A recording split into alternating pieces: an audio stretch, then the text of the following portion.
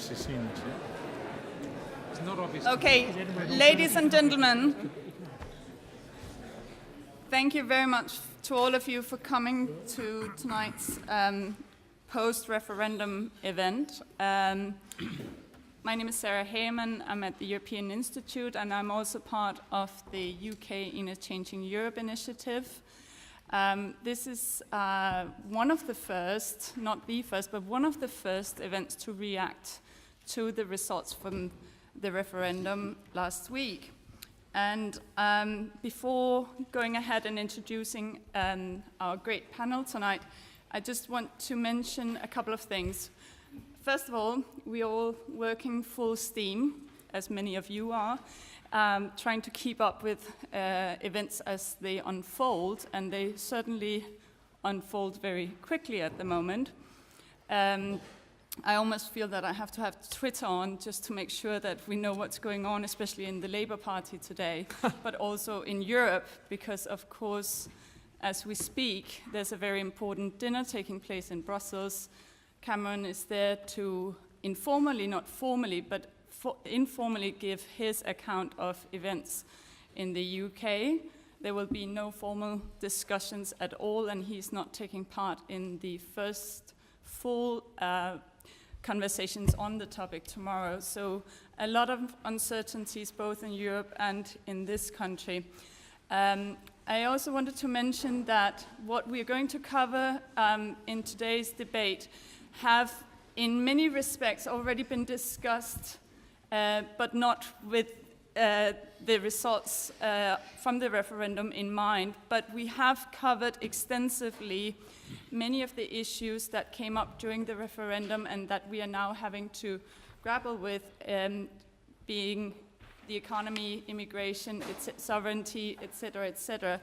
And you will find many of the analysis and new reactions as developments happen on both the European Institute's website, on the BrexitVote blog at the LSE, and at the UK in a Changing Europe website, ukandeu.ac.uk. So please do keep an eye on all of those to see what we provide in terms of analysis. I also want to highlight a comprehensive analysis that was published by the European Institute. It was the commission, it was the result of a commission that has been running this past year. And a summary has been made available to you all, but there are reports from each of the individual hearings. So I just wanted to mention that, again, there are extensive material that we have already laid out, but not with in the background with the results in mind at that stage. So let's get on to today's discussion. I'll just briefly introduce the panel, and then I'll ask them each to give a brief introduction on each of their topics. So at my very far left, so you're right, I have Angus Armstrong, who's Director of Macroeconomics at the National Institute for Economic and Social Research. He's also one of the senior fellows in UK in a Changing Europe. Angus has a long and distinguished history in the field of economics and financial affairs, both in Deutsche Bank and the Treasury. On my left here, so you're right again, Professor Simon Hicks is Harold Laski Professor of Political Science at LSE and also a senior fellow in UK in a Changing. I'm not going to be able to say this. Just say Anand's program. Yeah, exactly, because Anand is the director. Just say the program. UK in a Changing Europe. No, that sounds like a communist conspiracy or something. Anand here on my right, your left, is director of the UK in a Changing Europe initiative and professor of European politics and foreign affairs in King's. And at the very right for me, very left for you, Professor Patrick Dunleavy, who is Professor of Political Science and Public Policy at LSE. So, Angus, I'd like to start off with you on the market's reaction and economic impact and your reading of what's going on since Thursday. You are welcome to stand up or sit down, up to you. So, very good evening, ladies and gentlemen. and thank you for coming along. I'm going to talk a little bit about macroeconomics, what the National Institute was saying, why nobody seemed to listen, and where do I think we're going to go from here. Now, I know most of the population seems to have had enough of so-called experts, so please excuse me if I overstay my welcome a little. Why is the National Institute particularly relevant in this? Well, because we've got one of these things called a macroeconomic model, which is one of these big cumbersome things, which are not very popular now, but it's kind of quite widely used, and we sell it to about 28 central banks around the world. And the Treasury, OECD, and other people used it to generate their estimates of the potential costs of leaving the EU. So it's this model that people use, the one that we keep up to date. So the first thing is to try and explain what it does and what is this thing. What it definitely doesn't do, it does not say the world is going to look like this in 2030, because we have no idea. It never was an attempt to say that.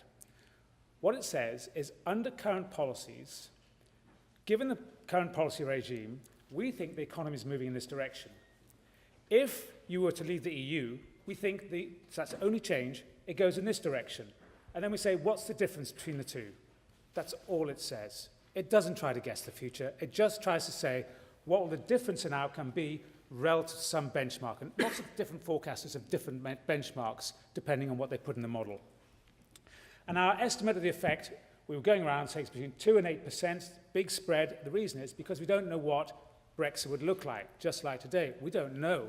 And it doesn't look like many people do know, but that's why we had this spread. What does 2 to 8% mean? I mean, it doesn't feel very tangible. Well, if we take the midpoint, 5% drop in GDP is equivalent of about every 1% is about £720 of income per household. So it's about £2,750 is the middle range of the cost of doing this. Now, this gets portrayed as that's a one-time shock, and in the long term it all disappears. Nope, no forecaster was saying that. What they were saying is that every year we produce about £2,750 per household less every year. Okay, so it's a permanent loss in output. It's not temporary, it's permanent. Okay, why is all that relevant? It's relevant because it helps us understand what's going on in the financial market. So if I was to say a company, a representative of the UK economy, it's had a permanent loss in its earning potential, because that's just output, you would expect share price to go down, right? That's pretty much what's happened. And because the size of the economy has gone down, and we're not going to be producing as much, the currency would also go down, given at the moment that we consume more than we produce by a long way. So one of the odd things so far, actually the financial markets have really responded, I hate to say this, pretty much as everybody forecast they would. I mean, as an economist, not often you get to stand there and say that, but at the moment they have. So far, it's not a great surprise. Now, should we be really excited and nervous and so on? The key question from here is, and this is where my colleagues on political science really matter, how the other sides behave. It's about the politics now. So the economics wasn't that difficult, but what we can't do is guess how the other EU member states are going to respond. Because now we're in game theory time, and that wasn't built into any of these models. And if they start saying, actually, we're not going to allow UK banks to set up branches throughout the Eurozone, well, our forecasts are wrong. It's much bigger. So what really matters is how they respond, and this is absolutely crucial. And when I was a student, I used to, you go back to the 1930s and you saw the Smoot-Hawley tariffs and you think, how could people be so stupid to do this? Well, we're not quite sure. Depending on how European member states respond and how we respond, this is the actual crucial part of where we go from here. So just a couple of points on why did nobody really pay attention. I think there's a couple of problems. We can talk about the media and so on, but I think one thing is a difficulty. I think we kind of answered the wrong question, which is a bit sad to say that at this point. I was very struck by a politician who said it's an indictment of the UK that many of the poorest will vote to make their lives worse because they believe their life can't get better. And having moved up and down the country and doing a lot of these presentations, I think there's quite a bit in that. We really didn't look at what happens across the income distribution here. Public finances, we did put out a paper about how low-income families will be affected by this, and it's really quite terrifying. As these banks move away, public finances get really bad. And the idea that, oh, you just let it ride out, I think it's not going to be quite that straightforward. So where do we go from here? I hope that people, rather than jump to conclusions, they will base their theories and their policies on evidence. That's what Sherlock Holmes always said, that's the best idea, use the evidence. I hope they do. The challenge is to keep the golden goose of globalization, but somehow find a way of returning power to national governments. And in the post-war era, there's exactly what John Maynard Keynes and Dexter White did when they set up Bretton Woods. They stopped capital controls in order to give power to domestic governments. We haven't done that anymore. It's very hard to see what domestic governments, what powers they have. Arguably, free movement of labour does undermine that. So I think we have to be brave and have a genuine discussion about the economic structure.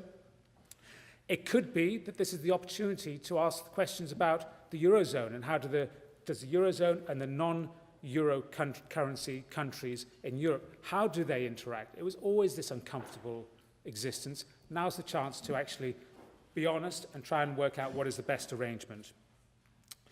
Finally, being in a university, I just leave with a plea. Today I was at a meeting with about, I guess, between 75 and 100 macroeconomists. It was a 3-hour meeting. The last minute, Brexit got brought up. That's not good enough. And, you know, one of the issues here is that our study, our subject, economics, but also politics and the social sciences, have to do much more to think about the consequences of this new globalized world and how it affects people. And then I think we can get we can somehow find a positive solution out of this very difficult set of circumstances we find ourselves in today. Thank you.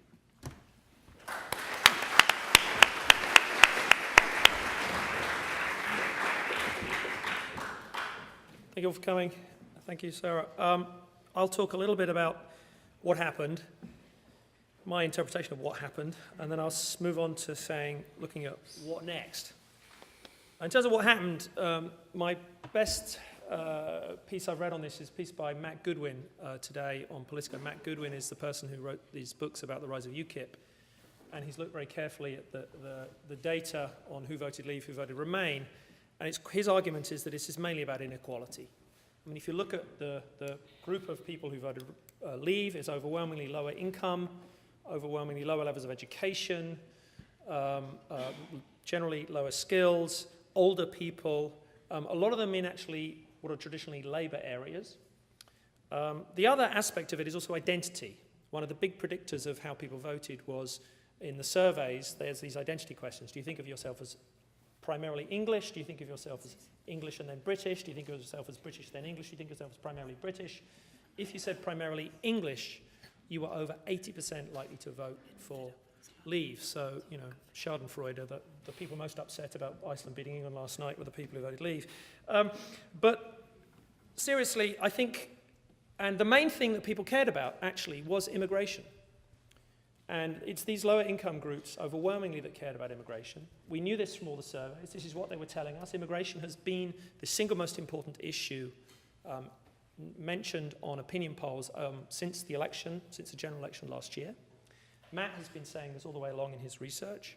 I mean, Boris Johnson then coming out yesterday, or was it Friday, or over the weekend, saying that people didn't care about immigration, this was about sovereignty. I mean, this is just a blatant lie when you look, you know, this is somebody who doesn't really look at how people voted, what they were telling people. And we even know this from thinking about why then the Remain campaign lost. They were running a Project Fear campaign based on economic risk. They ran this because they knew that this argument had worked in Scottish independence, and they'd used the same argument to win the general election before. If you care about the economy, vote Conservative. If you don't care about the economy, vote Labour. Labour would be a disaster for the economy. Economic risk was the message that Cameron had won Scotland and Cameron had won the general election last year. What the polls had shown, though, in Scotland what happened was the most economically vulnerable, older, lower-income voters were the ones who responded most to the economic risk argument in Scotland, and they swung overwhelmingly at the last minute against independence. But what the polls had showed is those same groups in opinion polls over the last 2 or 3 months had been saying they don't care about the economy. What they care about is immigration. So those same groups are the ones who were saying most, we want to bring down immigration numbers. In the lists of which of the following issues do you think are important, they were ticking immigration. And last week, there was even some YouGov data where in their YouGov survey, they were asking people, do you think you'll be better or worse off if you leave the EU? At least 30% of Leave voters were telling pollsters they thought they'd be worse off if we left the EU. And it was Jamie Reid MP who's had that tweet last week. And it was exactly right. These are people who were willing to say, I know I'm going to be worse off, but if it makes you lot even worse off, you smug Londoners down there, then I'm quite happy to give you a kicking. That's the sort of attitude that we saw in this referendum. But it's interesting to think about what happens now, because the Leave campaign itself was actually a coalition of two really different and quite distinct groups. One was very much pressing this immigration button and appealing a very kind of nativist, nationalist, isolationist agenda. This was clearly Nigel Farage with the breaking point poster of the week before the Friday before the referendum. It was also a sort of message from people like Priti Patel. Priti Patel was campaigning within Indian communities, saying that it's not fair that the East Europeans can come here when you have to wait to get visas for family reunification. If we stop the East Europeans coming, we can have more Indians coming in. In fact, there's an incredible video on the BBC website today of a BBC reporter who went into Leeds and talked to people. And all the Leave campaigners this person spoke to were saying this was about kicking out the East Europeans, including the young Indian gentleman that he spoke to in Leeds. The other narrative, which Johnson is now pretending that this is the narrative that he really thinks is what was going on, was that this is nothing to do with immigration. This is about sovereignty. This is a kind of national libertarianism. It's a kind of, we want to take back control from Brussels. We want to be free from EU regulation so we can be this kind of buccaneering, free trading, get rid of social environment standards type Singapore on the edge of Europe. And all the, what epitomized this was the Adam Smith Institute and the libertarians in the campaign, like Daniel Hannan. Michael Gove was probably closer to that too. You can see that Boris Johnson flip-flopped backwards and forwards between these two types of narratives. I mean, not surprisingly, knowing Boris Johnson, he flip-flops about everything. But what's interesting now, and following up what's happening now, what are these two camps saying about what the options are going forward? The libertarians are mobilizing very much around the EEA, the European Economic Area, as an option. This has nothing to do with immigration. No, we didn't promise to bring down immigration. We promised to control immigration. We want to stay in the single market. We want to minimize any kind of barriers to the free movement of goods, services, and capital between us and the EU. We want the EEA. This is what they've all been saying. I wrote it actually in a piece this morning on the Times, and it'll be going on the LSE website. I think actually the EEA, if we are going to be leaving the EU, the EEA, at least in the short term, has got to be the best option, because it's about minimizing risk. It's about minimizing economic risk, because it does mean that investment decisions can be confident that if we stay in the EEA, at least until some long-term solution is resolved, then we will carry on with free goods and services. It will also minimize the risk for those EU migrants here, who are already here, and the UK migrants on the continent. And why are we seeing all these racist attacks over the last few days? I mean, I had my Polish cleaner come this morning in floods of tears, saying that her and her husband had faced the most appalling racism over the weekend. And she was saying, Simon, are they going to kick me out? Why is this happening? Well, it's partly because it's unleashed this anti-foreigner feeling, and partly because a lot of the Leave voters actually thought that what they were voting on was getting rid of the East Europeans. That's what they thought they were voting on. And we're in a situation now where the leaders, David Cameron and Boris Johnson and co, are saying the police will deal with this. And Boris Johnson, what has he said? He said, well, probably they'll be allowed to stay. Well, probably they're allowed to stay suggests that probably they might not be allowed to stay, and hence all bets are off. You can do what you like.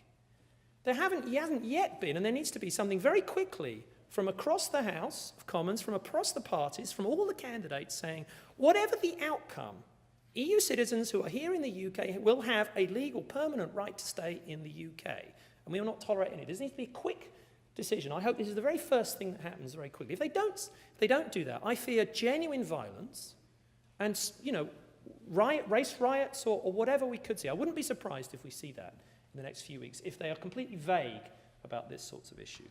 So I hope that quickly, if we are leaving, I hope quickly this is the decision that gets made, that immediately we say we're going to move to the EEA in the short term, and that at least buys us some time to perhaps negotiate a broader association agreement in the long run. The other side that is very easy to forget from the British debate is the views of the rest of Europe on this. Article 50 is not designed for us to negotiate a new arrangement. Article 50 is designed to negotiate a divorce, meaning Article 50 will focus on rights of EU citizens in the UK, rights of UK citizens in the rest of the EU, UK payments into the EU budget, what happens with contracts, recognising contracts that have been signed. It's not designed to agree a kind of comprehensive agreement. Any kind of association agreement or free trade agreement with the EU would have to be done under a different article in the treaty because it would require unanimous agreement of all the other member states, a vote in the European Parliament, and ratification in all the other member states, and probably referendums in several member states, including France. That's not going to happen quickly. That's going to happen 5, 6, 7, perhaps 10 years down the line, not because of the difficulties of negotiating a deal, but the difficulties of getting it ratified after it's been negotiated. So that's why, again, some kind of interim solution quickly is probably what is going to have to be on the cards. The EU is not in any mood to treat Britain leniently. We've got economic interests in Germany and places putting pressure on their governments to say, we want there to be a generous, open, free trade agreement with the UK when the UK leaves. We've got political interests worrying far more about contagion, worrying far more about if it looks like you can leave the EU and you only get a small economic hit and you gain a lot of sovereignty, then Denmark will be next. The Danish People's Party will be pushing for a referendum in Denmark, and so will Holland, and so will potentially even France. And it was striking today, watching the debate in the European Parliament plenary, that, I was sickened by the irony that the only time ever I have seen the BBC stream live a European Parliament plenary was today. And the mood in the European Parliament here, and bear in mind the European Parliament is going to have to vote on all this stuff, the mood is very vindictive for the UK. A sense of sort of schadenfreude, you've been moaning and whinging for years, you've now done this and we're going to make you pay for this. By the way, our trade with the rest of the EU represents about 22% of our GDP. The EU's trade with us represents about 3% of EU GDP. So they're perfectly willing to take a hit if for political reasons they need to do that.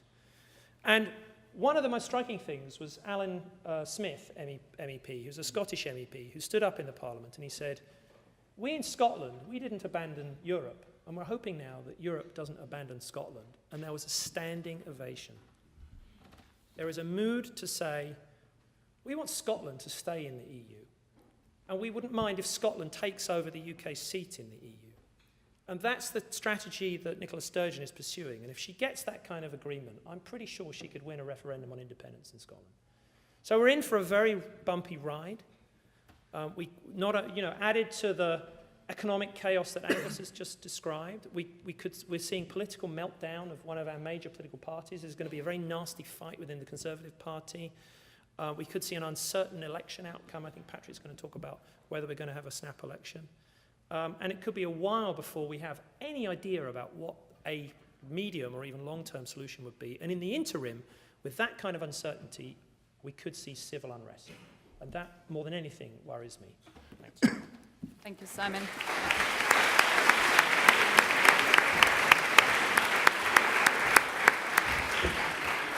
Okay. So we're turning now to the political parties and what the future holds for them. Okay, well, the UK is a great place to be a political scientist because it's so chaotic. Almost anything can happen. And in order to think about what's going to happen, you really need to keep 6 strands of things in your mind at the same time, which is really quite difficult, especially as they're always changing. So what's happening in the Conservative Party, what's happening in the Labour Party, what the constitutional situation is vis-à-vis a general election, and then the timing of the UK-EU deal, when will that actually be clear what that is, the economic aspects and the federal UK aspects that Simon's already related to. So let's just do those in order. I think the Conservative bit of the picture is the easiest bit of the picture to think about. We're just really in the run-up to Boris Johnson being crowned as Conservative leader, overwhelmingly, in my view. If his competition is Theresa May, she has all the charisma of a life insurance actuary on a bad day. If it's not her, there is an outside chance that Conservative activists, who are very strange and very elderly, and do sometimes go for outside candidates. You know, these are the people who gave you Ian Duncan Smith as a Conservative leader, and David Cameron from the outside. So they could go for Stephen Crabb or somebody like that, but not Theresa May. So I think what they're all thinking about is that David Cameron has never won anything big in his life. He scraped home in 2010. He bamboozled the Liberal Democrats to form a coalition. He then ate their votes 5 years later. But even then, he only edged a tiny majority. And what the Conservatives are really looking for is a return to the good old 20th century days when they regularly got 44% of the vote and dominated UK governments. That's what they're really looking for. The only person who can give them that is Boris Johnson. He's going to be the next Prime Minister by September. Unless there is just the most amazingly irrational behaviour on the part of Conservative activists. And then, of course, Boris Johnson can recapture much of the 13% of the vote that UKIP got. So Boris would be very bad news for UKIP.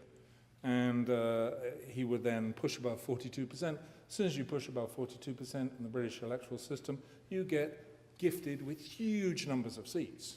A landslide majority, a Blairite landslide majority in prospect. Now, of course, the Labour Party is the main contester in many of those seats still. And what are they doing at the moment? They're committing a kind of slow-motion corporate harry-kiri in front of us. Jeremy Corbyn, I don't know what he thinks he's doing. He's the leader of the Labour Party outside of Parliament. He's the leader of the NEC. He's obviously not the leader of the Parliamentary Labour Party, but he just can't seem to recognise that that is the case. So he's holding out for a leadership contest where, because he thinks he won't get nominated, and he wouldn't get nominated if he resigned, and nor would any other left-winger get nominated. So he's holding out in order to have a left-wing contender in the leadership election. Meanwhile, I was reading Robert Harris's book about Cicero. I don't know if any of you have read it. Dictator, a very interesting book. I recommend reading the bit about the assassination of Hitler, where the assassins of Caesar, the assassins, say Hitler, the assassins gathered and they could agree on who to assassinate, but they couldn't agree on anything else. And the result was a chaotic civil war that went on for years and years. And that's basically what the Parliamentary Labour Party, and the best person that anybody has said is going to be the runaway leader who's going to lead Labour to a dream victory against Boris is Angela Eagle. Well, if that's the best you have. So I don't know what's going to happen in the Labour Party. It's absolutely chaotic, and it's behaving, all parts of it are behaving pretty irrationally. But that leads us on to the constitutional setup, because the one thing we can be absolutely sure in September or October or the autumn is that you would have to be completely bonkers as a Labour MP to vote for a general election, because you will get slaughtered. And yet the only way in which Boris can call an early general election, as the law now stands, is to have both the Conservative and the Labour parties vote for it, because you have to have a two-thirds majority in Parliament. So, in a way, Labour's sort of act of collective self-suicide is almost certainly ruling out a 2016 general election. So what can Boris do, assuming he is the Prime Minister? Well, he can get Conservative MPs, who have a majority in the House of Commons, to scrap the law that says you have to wait for 5 years. And that would, if that was successful and the House of Lords accepted that scrapping, you could have a next general election in May 2017. Okay, nobody has it over the winter because it's fairly dire weather in Britain over the winter. So May 2017, if the House of Lords doesn't accept it, doesn't reject the scrapping of the 5-year limit. But Labour and the Liberal Democrats, together with crossbenchers, have pretty much a majority in the House of Lords. So again, why would the Labour and Liberal Democrat peers accept this? They could veto it, in which case there would be a 1-year delay, a waiting time period, and the earliest the general election could be is in May 2018. All right? So then the question is, what else would be happening? All of these guys will tell you about the EU deal. It doesn't seem to me that the EU deal is going to be at all clear, certainly not clear this autumn. Might just be a little bit clear next May, but it would really be May 2018 if you wanted to have a clear view. And Jeremy Hunt has recently, I think quite persuasively, argued that you need to have a second referendum or you need to have a general election with the deal in place, really to establish it. So that all points towards 2018. The economy is not likely to be doing great in May 2017 because of the effects that Angus has just discussed. That would be really the sort of key point where we would see those effects manifesting. So that wouldn't necessarily be a great time to call a general election. Again, that tends to point towards 2018. That leads me then to the last bit of the picture, which is the federal UK, and I just want to say that the picture here is quite incredibly complex, and I just want to raise with you two very ingenious schemes put forward by Irish people, Brendan O'Leary and Ewan O'Dell.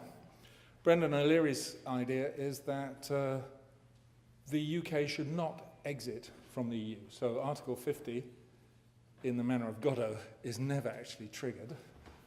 So people sit around saying, we should trigger it, and they go, yes, that would be a great idea, let's do it, and then nothing happens, right? So how would that work? Well, the English and the Welsh have voted to leave. They can take themselves away and become economic associates of the EU. Meanwhile, Scotland, Northern Ireland, and Gibraltar, none of which voted to leave, would stay in the EU and perhaps get, very much improved representation. For example, the Scots have only got 6 MEPs, they're due at least 12, and so on. That would allow Scotland to stay within the UK as well, to stay within sterling, and there would be certain sort of problems. You'd have a hard customs border in the Irish Sea, you'd have a hard customs border at the Scottish border, but you would be able to have free movement of people and so on. So that's a very powerful thing. You can read Brendan's post on the BrexitVote blog, and I recommend it as a very suitable, interesting piece of thinking. And Ewan O'Dell's blog has just gone up today, and he's discussing, can the UK trigger Article 50, then do the negotiation, have a second referendum, and not proceed with Article 50? That's a very interesting area of speculation. We don't know what the European Court of Justice would say about whether you would be able to sort of deactivate a previously notified Article 50 intent. But the European Court of Justice has, over time, tended to be pretty pragmatic and to look at the best interest of the case. So I don't think you should imagine that we would necessarily get to a winner-take-all type solution. We may, in order to keep the UK, we may get to a kind of federal type solution. And if that was the case, I don't think the SNP would trigger a second independence referendum.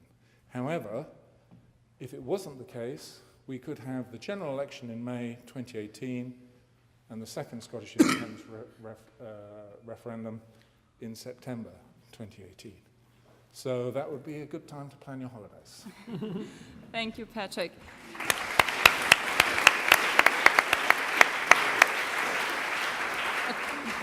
Okay, we'll just do a very short star appearance by Tony Travers to react to some of this. Tony, as many of you will know, he's professor here at LSE as well, and actually is the one running London, really. He's with great connections, both with the mayoral office, but also into Westminster and Whitehall. So I asked Tony if he briefly wanted to talk about the likelihood of a snap general election and the possibility of a second referendum. Okay, well, very briefly, and thanks, Sarah, for giving me this opportunity. I mean, clearly this is a unique moment for British politics. I don't think any of us will have experienced anything quite like it, both political and personal political, all at once. And that sense that it matters to each of us as an individual, as well as being a political issue, I think is very unusual. It too will have a long-term consequence for British politics. So that's the first thing I'd say. We've witnessed what others have termed, and I think there is an element of this, a sort of English revolution. The Scots have had devolution, Welsh, Northern Ireland, even London. And three of them didn't vote to leave the EU. And so there's an element of an English revolution in all of this. And again, quite where that ends up, I'm not certain. So the British political system is under enormous stress, as Patrick has said. It's very unusual to have the government and the opposition party involved in full-throttle civil wars at the same time. One, certainly, the other, possibly, sometimes neither. But have both is without parallel, I think, in modern time. I mean, to put it in context, the Labour leader has faced a vote of confidence today, which he lost by 172 votes to 40, and is still in office. He's got 19% support. 19% support. Well, there we are. There's something to build on, isn't there, Pat? Yes, it's good. I mean, this is remarkable. And I'm told, and this might be material in the consideration of when a general election might occur, there is now a powerful sense in Westminster that many Labour MPs are going to be deselected as a result of this. Now, if that goes far, then quite what those MPs have left to stand for within the Labour Party, I'm not certain. So there's a lot of things moving at once, and that would be a remarkable thing to happen were it to occur. The Conservatives will select a new leader by the 2nd of September. They've speeded this process up. They're going to have their list available, of the long list, this week. The MPs then winnow it down to 2. Probably not going not to be Boris Johnson. I mean, it's hard to think he won't be in that list of 2. I think, but I mean, that's the interesting thing about this. He might not be in that list of 2, but let's assume he is. And then the activists, the I never get the noughts right here, is it 0.003% of the population then select the Prime Minister. Well, there's a system for you. And as Patrick has said, the activist base of the Conservative Party, like the activist base of the Labour Party, is not quite as representative of the population as either its party owners might hope, at least, well, some of them. Now, it seems to me that when the new leader is elected, they will attempt to provide what you might call a national unity government, or at least a national unity Conservative government. And that will bring together the leave and stay parts of the Conservative Party, the left and right part, remember that, moderates and sort of monetarist type, and also, of course, the winner-loser part. So there's quite a lot of dimensions to fit together there inside this new cabinet. It means a massive reshuffle. It means a massive reshuffle of the cabinet and a complete new start. Actually, that's probably quite good for the Conservatives, save for the fact, as we've heard from both Angus and Patrick, there'll be a budget which will bring bad news. The news is not good. There's an underlying problem with the UK public finances which has never gone away. It's now going to be exaggerated and will come back to haunt the government of the time. And add to that, of course, as we've heard already, that glowing Article 50 button has been left by David Cameron, waiting to be pushed to bring more financial difficulties when it's pushed. And that's a really, really difficult thing for whoever has to push it, I would say. So, and if that all happened, if the button were pushed, the Article 50 button, only then would the process of decoupling begin. I was talking to a journalist from a legal magazine today who was trying to work out how much work, well, not quite like this, but there's probably quite a lot of work for lawyers in all of this. The lawyers who have to help the civil service working out how to unravel our relationship with Europe, the lawyers who have to renegotiate everything and make it all watertight. all the lawyers who have to help taking our law apart and then putting it back together again over many Queen's speeches. This will take a long time and will lead to much uncertainty. Patrick's talked about Scotland, Wales and Northern Ireland. Suffice to say, Sadiq Khan has been on manoeuvres today, the Mayor of London, requesting more autonomy for London. He's been in communication, vice versa, with Nicola Sturgeon. We now have Londoned memes, you know, so it's Scotland, got the wrong way around today, Scotland as a new nation within England. I actually read today that Brighton's thinking of leaving the UK, so Simon will be happy. And what else can we say? Will all of this happen? We've already heard this from Patrick. Will it all happen? I just think it depends how much worse it all gets. It depends how much worse it gets.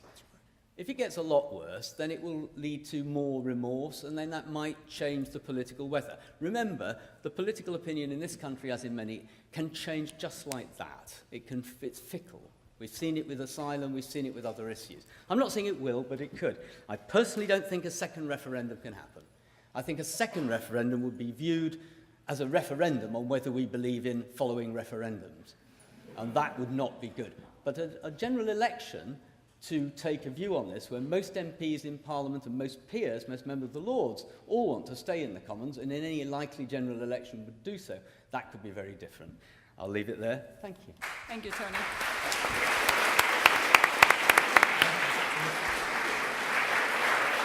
So a catch-22, really. The economics will react and the markets will react to the politics, and the politics will react to the markets and the economies. That's great. Okay, Anand, please. Thanks, Sarah.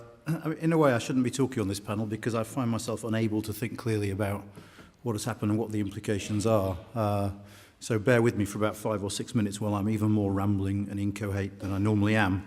I should say the other thing is, ever since Angus spoke, I've been sitting here trying to come up with a collective noun for 150 macroeconomists, which has slightly put me off while I was trying to think of things to say. The first lesson of this whole experience for me is the bubble that I assume most of you live in the southeast of England, London and the southeast. Since the referendum itself, half of my Facebook and Twitter feeds have been acting as if there'd been a death in the family. The tone really has been quite remarkable. And whilst I understand that there are some people who are genuinely worried about their status in this country and so on and so forth, I'm not talking about those people. I'm talking about friends and family who are acting like this isn't something political, but something intensely personal, in the line of what Tony was saying. Anyone who turned on the BBC on Friday morning would have been forgiven for thinking that the Queen, or worse, David Beckham, had died. The tone of coverage was quite remarkable, given that they were covering something that over 50% of those who had voted for. And actually, it was quite interesting to see on the Saturday morning that the BBC had obviously been told to chirp up because everyone had a sort of plastic smile on their face. Now, I say half of my Facebook and Twitter feed because I grew up in West Yorkshire, and the other half of my Facebook feed has been full of pictures of street parties. Literally. People going out and celebrating that they, to use the vernacular, managed to stick it to the man. I feel I have to say this. I think, Simon, it wasn't in Leeds, it was Barnsley, and there are worlds between the two of them. So, but it's absolutely right. You should watch this BBC video about reaction of people in Barnsley, because we live in a country which contains two different worlds. And that's the first lesson I take from this, the extent to which our country is divided. I'm not going to say much on the territorial thing, because it's been dealt with before. It does seem to me, however, that we shouldn't take for granted that the SNP will either call a referendum or win it. If you believe that fear was a decisive factor last time round, the notion of having an external EU border between England and Scotland seems to me to ramp up that fear several-fold. And the danger, again, of businesses fleeing and all this. I can't resist saying that my brother and his wife live in Edinburgh. And I remember all too clearly being up there on the weekend that the head of John Lewis had said they'd have to consider their future. And the number of my sister-in-law's friends for whom the fear of losing Waitrose was a decisive argument was both interesting and depressing at the same time. But, there we go. the fact of the matter is that Britain has been divided for a very long, long time, and we've just not noticed it in this country. And we've not noticed it in this country because the referendum provided a unique chance for those who are not heard, the economically and politically marginalised, to make their voices heard. Why is that? Because many of those people don't bother to vote in general elections. Many of those don't need to bother to vote in general elections because they live in safe Labour seats where their votes don't count anyway. And for the first time in many, many years, they came out and they voted. And they knew their votes count. The great triumph for me of the Leave campaign was the emails they were sending out on the day itself that made it very clear, doesn't matter where you are, your vote counts. And I think ultimately that proved rather effective in some of those Labour heartland seats. And, you know, we can find different words that are more or less patronising for them, the losers from globalisation, the left behind. But these are the people who don't think they share in the wealth that the South East benefits from. I remember very, very well, we did a big event in a pub in Newcastle, about 200 people there. And someone had asked a question about migration and its economic impact. And I'd said, you know, got trotted out the figures that on balance it's a positive impact on GDP. And someone shouted out, "That's your bloody GDP, not mine." Which, as it turned out, was a very, very revealing comment. As part of the sort of run-up to the referendum, we did a series of events around the country, and, you know, what are the highlights? We did 90 minutes in Oxford, where the word immigration was never mentioned. We did 90 minutes in Spalding, where it was the only word you heard. So let us not be surprised about the divisions of our country. This referendum hasn't created them, it simply made them obvious to a part of the country that I think had been deliberately, blissfully aware of them. And I think, you know, one of the things about this and the difference to normal politics, in a sense you got very viscerally when you did events in Yorkshire or in Tyneside, was this is different from politics. Because in politics, essentially, you've got a choice between Notting Hill and Islington. And this was the first time they felt they had a choice to stick it to all of them at once, and that's what they did. And you would hear people say, I don't care if I lose out. You know, God knows life isn't easy now. We lose a few pence, but I get the satisfaction of saying no to this lot. That in itself is worth it. And I think one of the most pithy comments so far on this referendum was Rob Ford, who was responding to all that drivel on Twitter about the need for a second referendum because we lost and we don't lose, so we should have another one. And his comment was, now you know what your average UKIP voter feels like most of the time. You know, you've lost and you're powerless. Suck it up. One thing I would say is how calamitously late any sort of political reaction to these divisions in our country have been. One of the most absurd things about this referendum for me was the fact that it was on Monday that David Cameron offered to set up a fund to help those who had lost out from globalisation and migration. Nice idea, 15 years too late.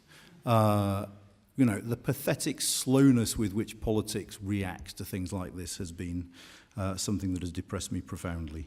And the other thing to bear in mind is that this notion of a division between a sort of multicultural, cosmopolitan, metropolitan centre and the rest is not a uniquely British phenomenon. You see it every day now in the coverage of the US election, and you see it also in France. You know, the division between Paris and the rest of France is there for all to see. So this is something that the developed world as a whole has got to learn to deal with, and something that our political class across the developed world is proving very, very bad at dealing with. And it seems to me that now in this renegotiation there's a really interesting and stark choice facing our political class. If you think on the one hand the traditional business interests are pressing for access to the market, on the other hand the overwhelming majority, as Simon said, of those who voted to leave are pressing for an end to free movement and migration. And in a sense what our political class has to do now is square the circle between these two irreconcilable views of two very different political constituencies. I would say that we all know Boris's proclivity for both having cake and eating it, but I suspect getting a deal where you have the single market and no free movement will prove impossible in the talks to come. Just a couple of words on the European issue, which we haven't really touched on. The other member states are profoundly divided, so it's not a simple case of they all want to punish us. The Irish certainly don't want to punish us. The Irish want us in the market at all costs because the implications for them of us not being in the single market could be disastrous. They do not want any talk of a border between Northern and Southern Ireland. And yes, trade is good, and all economists will say trade is good because of the effects it produces, but trade deals fail. They fail all the time. Why? Because of politics. It's politics 101. Concentrated versus diffuse interests, if you like. And you know now for a fact that the Elysee Palace is being bombarded with phone calls from French car manufacturers, French banks saying, We don't care what's in the general good of Europe or European GDP. Keep them out of the market and we can fill that hole. So politics will intrude. It will intrude in weird and unpredictable ways. The Central and East European states aren't going to vote for a deal that prevents their people from moving whilst giving us access to the market. Anyone who claims to know how these negotiations will go is basically lying to you. But the one thing I would leave you with is this. By delaying the process as we are doing until October, we are increasing the danger of the other member states presenting us with a fait accompli when our new Prime Minister arrives at the negotiating table, whenever he or she decides to do so. Because it seems to me perfectly plausible that over summer the other 27 write a draft saying this is what we're willing to agree to, take it or leave it, and we will therefore lose a chance to negotiate and simply have to decide on the basis of what others have decided. Thank you.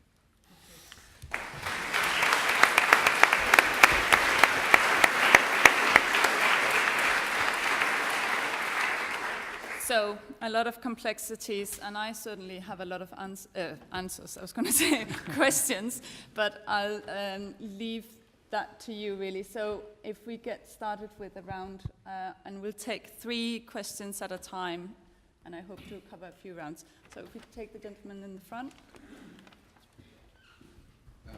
Thank you very much. My name's Keith Raff, and I'm a former Member of Parliament and a former Member of the Scottish Parliament.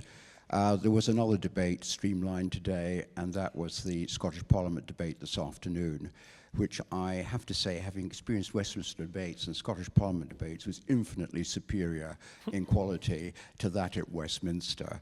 There is large cross-party agreement to support the First Minister, who is about the only leader we've got left, as far as I can work out, in actually talking to Europe. She's off to Brussels tomorrow, see President Schulz, etc. Professor Adam Tompkins at Glasgow University, who's also a member of the Scottish Parliament. I mean, the Scottish Tories are in a different place from the English Tories. That's the first point. Just quickly, she set up a standing council on Europe of experts. Somebody believes in experts. Sir David Edwards, Lord Kerr, Charles Grant, a whole lot of others. I hope that the Mayor, perhaps Tony Travers will think about this, will do the same, because I think it's focused on London Financial and the Finance Commission and devolution of powers to London. I think really European expertise needs to be there for the Mayor as well. So there was no question. Well, that's it. I mean, I think whether you agree with that and whether you agree. If we need, and the Scottish situation, I think, is quite different from what we've been told so far by the panel. So the question is, I gather, that whether we need some sort of committee or board to advise. Is that? And the First Minister is prepared to have you as well. She's said very flexibly that she wants advice from everybody. Okay, thanks. The gentleman Give her a call. here. Hello. I'm a history graduate. I've got 2 questions. One to Angus is, say if we were to go through a recession, what's your upper limit sort of forecast for possible unemployment, like the rate? And one for Simon is, say we got a Norway style deal and still how to accept free movement, what would be the sort of ramifications politically here, like, because the voters has been led to believe that there'll be a massive reduction, when in actual fact they probably couldn't, as was they wouldn't be able to fathom a compromise without being snobby or anything way. Okay, thank you. And is there a microphone on this side? Oh, sorry. Yeah.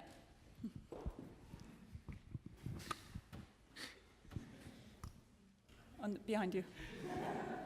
Hi, Tony Hockley from the LSE. It's really a question about UK and a changing Europe. And we've talked about concessions to the UK, which are the problem that we currently face. But I wonder, in this process, I know the pressures in the other 27 member states are as great, if not greater, than in Britain. And so it's somewhat surprising that we've led the way on this. And I wonder if there's going to be a discussion now about concessions to the other 27, because if something happens on free movement amongst the other 27, it makes the discussion about the EEA that much easier. A pretty simple step for us. And the German foreign minister this evening was talking about a more flexible Europe. So I'd see things moving that way. Yeah, Okay, thank you. I think I might give you each one of the questions then, Patrick, if you would like to talk about a cross-party or expert advice for everyone for this going forward. Yes, I mean, the Scottish Parliament operates on a much more consensual and sort of grown-up basis than the Westminster Parliament. And also small countries tend to be in a much different position in world markets compared with big countries. So it's a very well-known tendency that large countries have very adversarial party systems. You can see that very strongly in the US at the moment. And that they have very adversarial use of experts, whereas small countries, on the whole, need to use all the talents they have to get the best position that they have. And I do think that although some people have suggested that Scotland, the SNP is very keen to avoid a referendum, I think that's true. Nonetheless, if it's a harsh Brexit deal, that's going to change the economic projections for Scotland quite a lot. So you could well see banks moving up to Edinburgh and moving out to Dublin, rather than moving necessarily into Frankfurt or Paris. So I think, Nicola Sturgeon is a very accomplished politician who's playing a very accomplished hand extremely well and has conjured up a marvellous amount of influence already.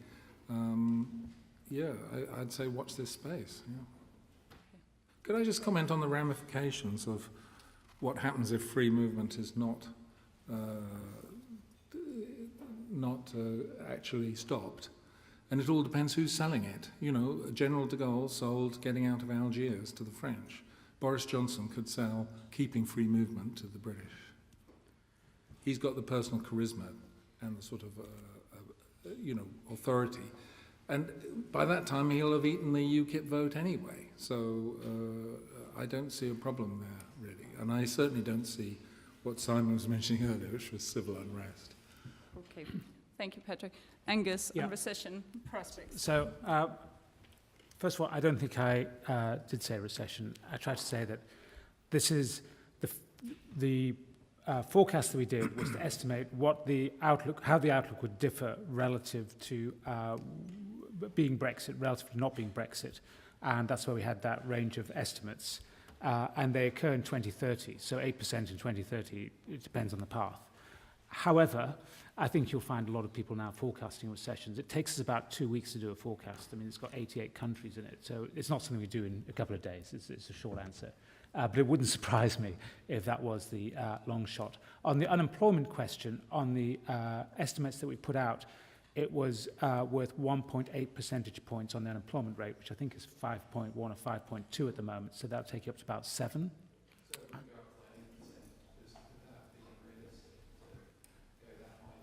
Well, it almost entirely depends on your profile for the economy. If you think there's going to be a recession, then going from 5.2, I think it is at the moment, up to 8, I think is an entirely reasonable estimate if you think there's going to be a recession. And say we haven't done that forecast. In the longer term, the 2030, most models say the same unemployment rate because the idea is the labour market eventually adjusts and you say, well, if you've got the same unemployment, what's so bad then? And the answer is because you've got lower real wages. So when it settles, the market does clear in all these macro models. It's just the real wages that people have is about £2,800 lower per year, is rather than having the unemployment. Pleasure. Thank you. Simon? Yeah, let me say a bit more about free movement in response to also what Anand said. I mean, one of the most striking experiences of me going to these public events around the country, Anand and Angus and I were all at an event in Spalding in South Lincolnshire. And as Anand said, all they wanted to talk about was immigration. But what came away very strongly in my mind was the distributional consequences of very free movement. I mean, we all know the kind of aggregate benefits to the economy, but there are distributional consequences. We have this, often people in London have this view that they're all a bunch of racists out there. No, there are absolutely legitimate distributional negative consequences. Low-skilled labour, particularly in the agricultural sector. There was one guy, as I was coming out of the meeting, said to me, I haven't had a pay rise. My salary's gone down, and I bet you lot have had a pay rise. And agricultural labour, that's what happens when we allow very cheap agricultural labour to come in. The other kind of complaints we had were about, waiting lists for council houses, no places in the local primary school. And And these are all issues where we've had under provision of public services, we've allowed unscrupulous employers, we've allowed employers to pay cash, we've allowed increased competition for very low-skilled jobs in large parts of the country. And so it's not surprising. And the reason why it's not come up politically is because of our electoral system. Patrick's absolutely right. A lot of other countries in Europe, these issues have come up, and the state has had to respond, and parties have had to respond. We have not had to respond because the party competition has focused on suburban marginal seats where these have not really been issues. So any deal that we come up with, and I can see two scenarios. One scenario is that Boris Johnson does decide he's going to ignore immigration and that he's going to go for an EEA type deal. Within the EEA, there's a possibility of a safeguard clause, an emergency brake type thing on the numbers, but that's not really going to bring down the numbers very much. I think that's definitely a majority coalition that he could get through the House of Commons. I think a lot of people will be very angry with that sort of outcome, as it won't significantly change the numbers of particularly unskilled migrant workers coming to the UK. And I think the key question then is, what else are they going to do in public policy? It's not just about numbers, it's what are we going to do? It's a real... Gordon Brown introduced an immigration fund to deal with it, and it was immediately one of the first actions of the government in 2010 was to get rid of it. Well, it was not much money in it, but seriously, that's the kind of fund you need to have to target public service provision in areas where there is very large influx of migrant workers. A lot of the cuts under austerity have been cuts in local government spending, and local services have been passed down to local government, and local government has had to deal with then large influxes of migrant workers in lots of places in the country. Selling off council houses, and these council houses then being bought by landlords and filled with very low-skilled labour who can then rent these places very cheaply and then work very cheaply. I mean, that's the kind of policies we've been having. So I think it's not just about the deal on what is actually free movement of labour. It's what other public policies are we going to come up with, are the parties going to come up with, is the government going to come up with, to actually deal with these legitimate and distributional consequences of free movement. And maybe could you address also the issue of whether there's actually now a contagion effect in terms of concessions having to be made to other countries if the UK's deal would include restrictions on free movement? All right, let me say two things on contagion effects. The first is about free movement specifically. The debate in other member states about free movement is a debate about people essentially coming and claiming benefits. It's not as broad-ranging a debate as it is in this country. That's to say, it's not questioning the principle of people coming here to work. And so I think, we're talking a slightly different language on this between us and the other member states. It's not the same debate at all. The other issue, I suppose, about a contagion effect is this notion that other member states might want to hold referenda and might want to think about leaving the European Union. There's been talk about this in a number of countries. We talked about this the other day. As far as I can see, in those other countries, those referenda aren't going to happen, and so this discontent will get channeled into mainstream politics. So, for instance, it'll get channeled into the French election next year. It'll get channeled into the German election next year. I remain to be convinced that, and Sarah can talk to Scandinavia, so I'll leave that out. So with the exception of Scandinavia, you would get anywhere near a majority for leaving the European Union if you did have a referendum, just because people think about politics and the European Union very, very differently in those countries. Just one final comment, and I realise there's probably an LSE rule against this, but I want to disagree with Patrick slightly. There is an LSE okay, rule well, on just that. turn your microphones off. I do worry, in the event that we end up with an EEA deal that includes free movement, about the future of trust in our politics in this country, about the implications for total disengagement from parts of the country that are already disengaging fast, and about the potential for UKIP to make massive electoral gains thereafter, if not at the expense of the Tories, if we are to believe in the charisma of Boris, at the expense of Labour, who would have voted this as well. And that is something I would worry about in the event that we sign some sort of deal like that. Thank you. Okay, let's take another round of questions. And I'm aware that there are people upstairs as well. So let's start actually upstairs at the very back. Hi there. I just wanted to know if you guys could speak a little bit about Northern Ireland. Could you introduce yourself? Sorry. Sorry, my name's Orla. I'm a student of environmental studies. And yeah, I just wanted to know if you could speak a little bit about Northern Ireland and the lack of discussion about Northern Ireland, both in the run-up to the vote and now since. Okay. Because it seems to me that that's one of the most major implications of this vote. We're not even 10 years past the Good Friday Agreement, which established a pretty tenuous peace there. And the idea that a new border could be set up is really worrying. Yeah. Okay. Thank you. The gentleman at the back. Thanks. I'm Robert Craig from the law school. I just want to say I'm very glad that you haven't got any lawyers on the panel, because obviously we're kind of irrelevant at the moment.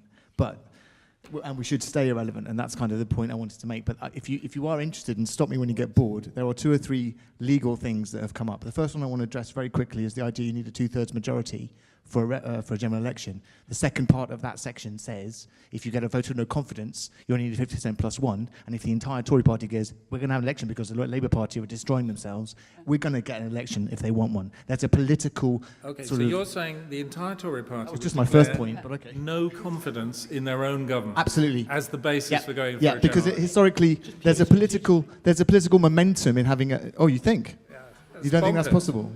All it is just because they can see the smell, what's happening. Anyway, okay. The second thing is the idea, some people are saying there should be a Scottish veto to this whole process. Isn't going to happen, obviously, because the Parliament, Section 28, the Scotland Act, says all of these powers are purely lent to Scotland. These overriding powers, the rest of Westminster, isn't going to happen. Finally, this idea that we can somehow have to have a parliamentary act before we can issue Article 50, completely wrong. It's all under a prerogative power. Prerogative powers deal with treaties. That's held by the government. It's held by the Prime Minister. There's absolutely no way Parliament can stop this happening. Okay, thank you. If you want any more, I've got more, but I can... That's not clear either. Okay, I have, sorry for making you run across the room all the time, but I have to take the people that are fast. So there's a gentleman at the very end of that side. Michael Graysbrook, I'm a programmer.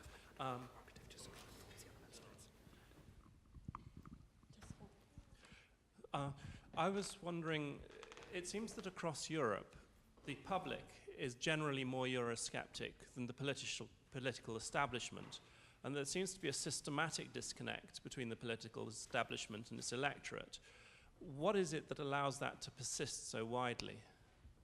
Okay, thank you. And if you just pass it on to the gentleman on your other side, yeah.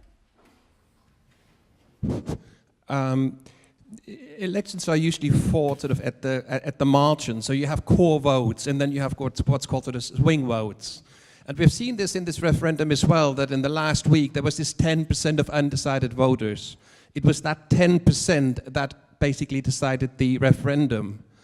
Now, I'm really worried about us moving on to accepting the result of the referendum, given the basis on which it was won, which was essentially a bunch of lies. And, you know, Farage came out the next morning, hours after the results were announced, and is saying that the 350 million should have never been put on this bus, and we can't, and someone else came out and said, we can't, you know, guarantee that there won't be immigration. And the mobility argument was also discredited, all within 2 days of winning an election on that basis. Now, why is this panel, without even for a moment questioning the legitimacy of this argument, moving on to horror scenarios which are going to damage this country, not only economically, but morally, for generations to come? We are doing something that is morally wrong, decided on the basis of something that was a bunch of lies. And nobody on this stage here is making the case that there needs to be a second referendum simply to rectify that fundamental mistake. Okay, thank you. Okay. This direction, so Patrick, if you start off. Okay, supposing the Conservative Party, in a fit of tactical genius, decides to declare no confidence in their own Prime Minister and their own Cabinet. What happens then? Do we get an immediate general election? No, we don't. The Queen calls the leader of the Labour Party, and then they sit and think, can they form a government? And then there's another no confidence motion, right? So there's 2 weeks, and in 2 weeks, lots of things can happen. The scenario that you outline would be bizarre. It would be seen to be bizarre, and it's not going to happen. because there's a very clear alternative way forward, which is to just, scrap the legislation and go back to the status quo ante. And that's what's going to happen. About Northern Ireland, I think it's a very important point, and I think I do again recommend Brendan O'Leary's very interesting blog post on the BrexitVote blog. Brendan was one of the people who was involved in the Northern Ireland peace agreement and spent years of his life trying to help the parties involved get to a solution. And his outlining of his proposal would mean that there wasn't a border within Ireland. There would be a border between the EU and England and Wales in the Irish Sea, but there wouldn't be a border in Northern Ireland. And also a sea border is much easier to implement. There'd also be still perfectly free movement of Irish and UK citizens between all parts of the island. So I think that's a very important element. The trouble with Westminster elites is they don't really give a damn about Northern Ireland, Scotland, or anywhere else, except, the immediate environments of London. So we should never underestimate their ability to do something that is very, very destructive. Okay. Thank you. And then could you say something about the legitimacy of the campaigns, because you've really been following them very closely and been one of the ones leading on the fact-checking of the claims that have been made in the campaigns? And also you mentioned the drivel about a second referendum. It's not drivel, it's a very serious thing. Politics doesn't stay in one place. There may well be a second referendum. There's not going to be a second referendum just to correct the mistakes of this one, is my point. Maybe I just put the bar very low, but I kind of expect politicians to lie in political campaigns, and I expect them to make promises that they don't keep. And I mean, what this simply speaks to is the difference between an election and a referendum. I'm not a great fan of referendums for the simple fact that they're one-shot games, and you don't get the chance to do what we did to Nick Clegg's party when we thought they'd broken promises, which is, i.e., 5 years later, kick them out. That is the danger of referendums. That was a danger I was aware of long before the outcome was known. I'd have thought most people were aware of it as well. You are playing a very, very dangerous game. It's very, there is no law against lying in politics that I know of. It goes on all the time. And ultimately, if this happens in a campaign, you've just got to live with it. They were telling untruths. The £350 million claim is wrong. But actually, I don't see any form of redress to that. I mean, the way to deal with that in a campaign is to prove it's wrong during the campaign. And actually, for me, the tactical mistake of the Remain campaign was in saying it's not that much, rather than in actually making the case as to what we got out of it and why actually, compared to the benefits of the single market, that was a drop in the ocean. I mean, that was the argument, it seems to me, that should have been made. But I don't think there's any point now saying, oh, we got the wrong result, let's do it again, because that's just not how referendums work. We will also see if there is a second referendum, of course, whether that will be a more truthful kind of campaign that is done in the run-up to that, but we have to wait for that. Simon, maybe a bit on the swing voters as well as on the elite versus the electorate in this country. I mean, the swing voters thing relates to what Anand just said. I absolutely agree with Anand. And, we notice all the lies, but 350 million, even if the true number is 120 million, that's still a phenomenally large amount of money for most people. So yes, how much of the people really are they influenced by these lies? I don't think they are influenced by these lies. They just get a sense that this is a chance to kick the establishment. It's a chance to express our anger at what has happened over the last 20 or 30 years in British politics and British society. And had they been telling the truth or not is a rounding error. At the end of the day, it was 52-48, 1.2 million votes difference. If you end up with Scotland and Northern Ireland somewhere else, what's left is England and Wales. I think it was 56-44 if you look at it in just England and Wales. That's a phenomenally large mandate, actually, to leave the EU. Had the irrespective of any lies that were told. So the outcome has to be recognised. Otherwise, I think we'll see even more anger. Swing voters. What was interesting about the swing voters thing is, and why the polls got it right, but the forecasters, the modelers, got it completely wrong. There was a lovely Twitter exchange on Friday where some angry traders in the city were saying, you pollsters got it, the British public is angry with the pollsters who got it wrong. And the pollster wrote back and said, the pollsters are angry with the British public that didn't read the polls. 50% of polls over the last 2 weeks of the campaign had showed the Leave were winning. But nobody believed it. They went out and stuck their money with Betfair and whatever, expecting Remain to win. And most of the modelers in political science and economics actually were modelling that the Remain were going to win. Why? Because they were modelling swing voters swinging back to Remain. And why were they doing that? Because on the basis of watching all other referendums, they thought in the last few weeks of the campaign, people go back to the status quo because they're scared about change. But in fact, in all those other referendums, what was also happening and correlates with swinging back to the status quo is voting against the establishment. So a swing back to the status quo in Scotland, in the Scottish referendum, was a vote against the Scottish establishment who were calling for change. In all the other EU referendums, a swing back to the status quo was a swing against the establishment who were calling for change, i.e. the Lisbon Treaty or the Nice Treaty or the Constitutional Treaty. So we wrongly inferred that change in the last few weeks of the campaign as a swing back to the status quo was in fact what was happening was don't knows overwhelmingly thumbing their nose at the establishment. Had we modelled it the other way round, we would have absolutely predicted 52-48 and the don't knows swinging to thumb their nose at the establishment. That was what was happening in the last few weeks of the campaign, and I think there were completely different models of how we understand referendums as a result.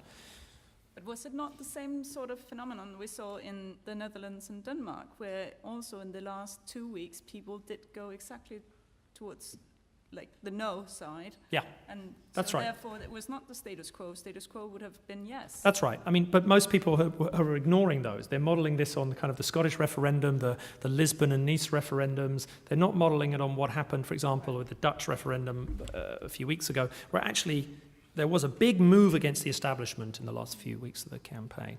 Okay, thank you. Angus. Yes, let me just try and address the Belfast issue a little bit. Northern Ireland, I'm completely sympathetic about the Good Friday Agreement and how it was put together with great assistance from Brussels and EU law and so on. It has been discussed. We actually were in Belfast speaking on this very issue. And it seems a very hard choice between having a customs border and rules of origin. So it's not just sticking a customs border. You have to start getting quite intrusive about the stuff that goes across the border. It's not quite so trivial. Whether you put it across the 350-odd miles in Ireland or between the mainland and the island itself, both of them are really very difficult, very, very difficult choices. And I guess ultimately it'll be up for the people of Northern Ireland to take a view. And I actually think that is where the real UK constitutional issues are not in Scotland. I think it's what Northern Ireland decides is much more acute. Turning to the Scottish one, I know Nicola's everybody's favourite politician at the moment, and they have played this really well. This vote was not a vote about would you like to have Scottish independence conditional on the UK pulling out of the EU. That wasn't the vote. It was a vote about the EU. Let's just be straight about it. All this stuff that they can be sort of half in and half out, it becomes very difficult if the UK is going to withdraw the European Communities Act, then what are you going to do? Somehow have the UK not ruled by the UK's Community Act, so Parliament is sovereign, but it's not sovereign in Scotland, but still it's in the federal country of the United Kingdom. It just seems really difficult. And I'll point out that even if they did use sterling, the best estimate is Scotland seems to have at least a double-digit current account deficit with the UK. It's not quite as easy as everybody makes out that, we can just somehow sort of wave our hands over these things. Look at the economics before we start designing people's economic structure. We know what using somebody else's currency with a big current account deficit turns out like, and I wouldn't wish that on Scotland without them having the full facts to decide it properly. Okay, thank you. So I saw that there were, the gentleman just here.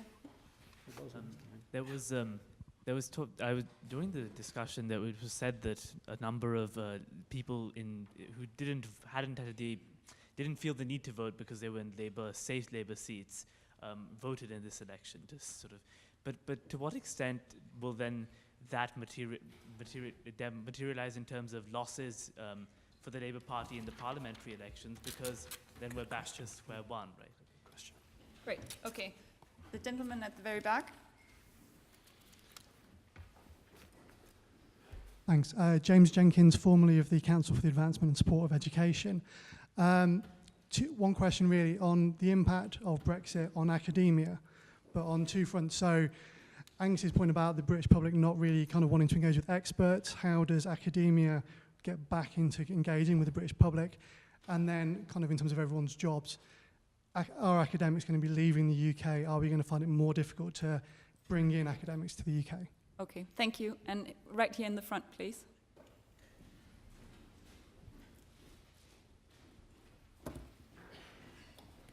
Hi, I'm Jonathan. I'm a graduate student here. All across Europe and in the US, you see paragons of establishment politics leading anti-establishment movements. I was wondering, what do you make of this strange phenomenon? Right, thank you. And at the top, excuse me, microphone at the top. Over on this side, please.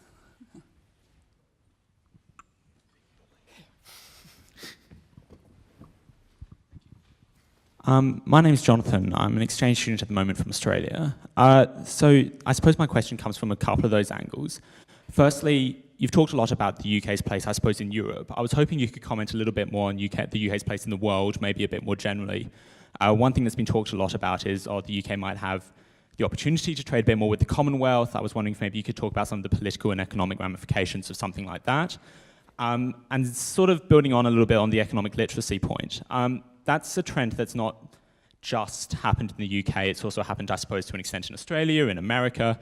I was wondering if you could talk maybe a little bit more generally, rather than just in the UK, to what extent is maybe economic literacy failing worldwide? What do academics need to do globally to bring people back into the economic debate, and rather than just skipping to the conversation on jobs and growth, as we say in Australia, I suppose, but to talk in maybe a bit more nuance. Okay, thank you very much. And you can pass the microphone to the person just next to you, because I'm afraid this is the last round of questions, as we'll be running out of time. Okay, good luck for me. My name is Rolf, I'm from Austria, and maybe I want to bring this to the European perspective a little, because it also says we're next for the UK and the EU, and I was wondering what to make of the EU now, because after all, what we forget here is the second largest economy of the EU just decided to get out, and that is obviously a huge problem for the EU as a project after all. And we've been talking a lot about the possible end of the United Kingdom as we know it, with Scotland possibly getting out, Ireland maybe reuniting or something similar. And I was wondering what Europe could even do to stop this, or for this not to become the end of United Europe as well. Okay, thank you very much. Okay, I think I'll start with you, Angus. And on the second last question about from Australia, but also what's going on more broadly in the world, and also economically, what's happening more broadly, both in Europe and the world. Okay, so on this question about economic literacy, this is really quite a deep question about the economics profession, which I don't claim to have the answer to be honest. I think that we have become quite narrow and captured. What I would suggest, the only thing that I've always thought about the UK is, why don't we use, I used to work in the Treasury and everybody scratched their heads sort of about once a year to think about regional policy, and it lasted about 5 minutes, the discussion. And we basically have no thoughtful regional policy. We haven't had for at least 15, 20 years. And I always wonder why education policy, particularly at university level, can't become the surrogate regional policy. In other words, stop spending all the money in London and the South and actually spend much more in the regions where they need the development. To be a very powerful development tool, and actually maybe people take more interest in their neighbourhoods that way. It's not surprising sitting, I obviously live in London, it's very easy to become quite blind. So education policy, I think, could perhaps be one way of changing it. The deeper economics profession question, I don't have a decent answer, so I'm not even going to waste time going through anything. Okay, thank you. Simon, could you address the question about Austria and European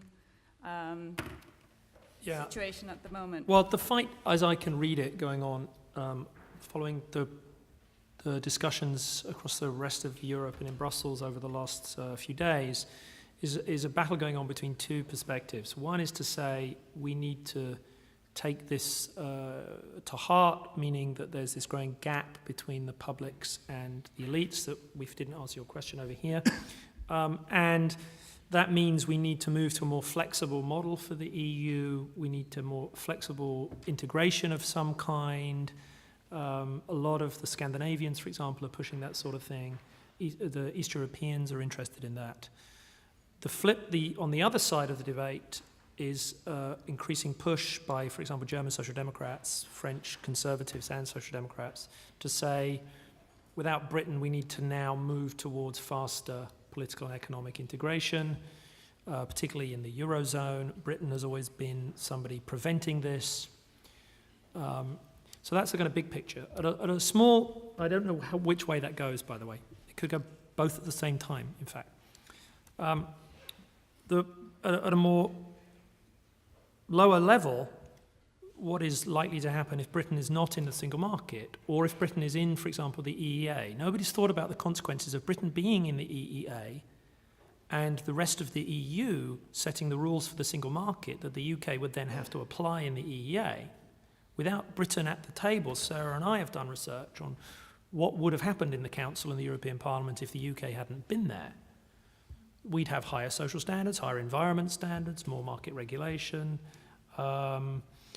weaker copyright standards, a bunch of things. You might be in favour of those things, so I'm not making any comment about that. What I'm saying is that's not what a lot of people think that they were voting for in this referendum. What they were voting for, if you were more of the libertarian levers, was to get rid of this stuff.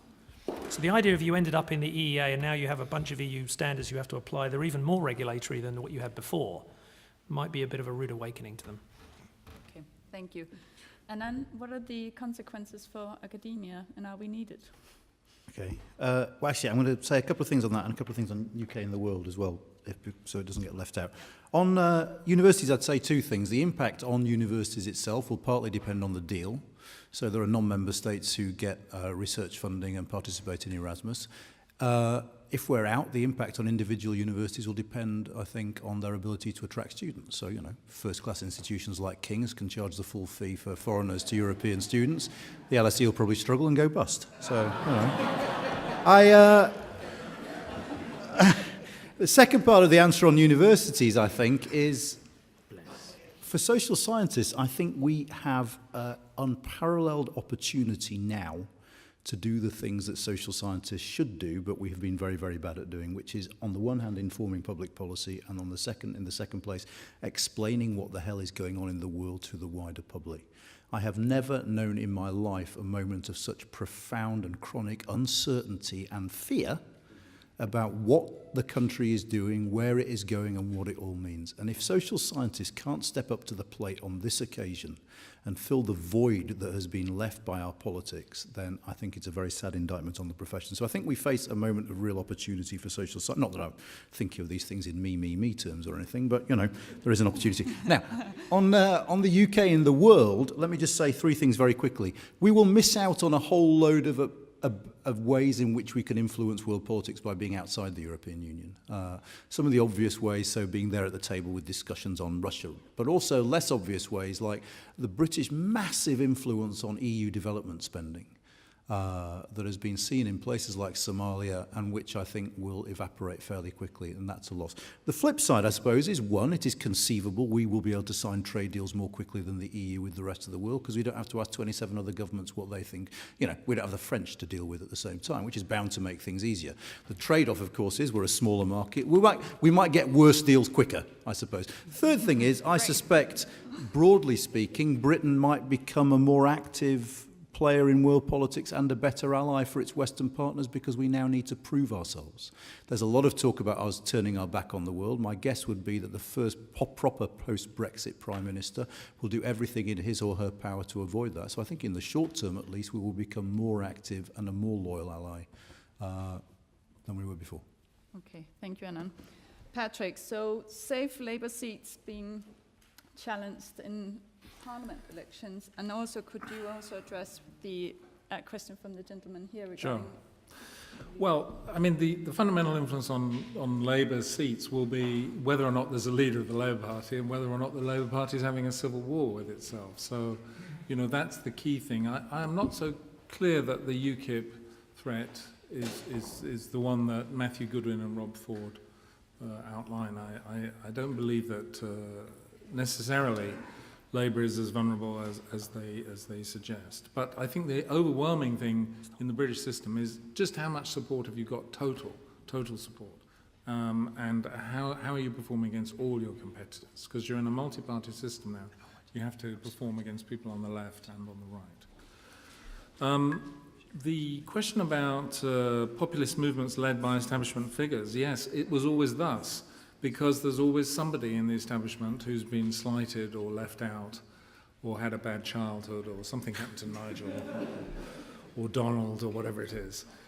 If they have enormous amounts of money as well, or they can get people with enormous amounts of money to fund them, then they can have a very important impact. And populism is one of three really big challenges now that liberal democracies are facing worldwide.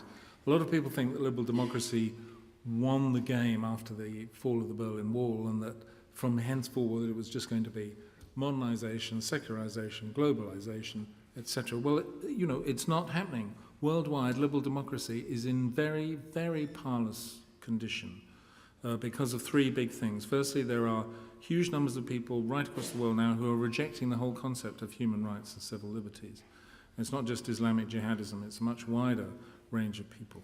Secondly, we have very powerful resurgent semi-democracies in Russia and China who are really putting the US under incredible strain. The US has been running its whole policy for the whole of the post-war period on being able to fight 2 regional wars at once, and now it has 3 regional conflicts. It has Europe with Putin, who could well move against Latvia quite soon. We've got the Middle East and North Africa and Islamic jihadism right across there.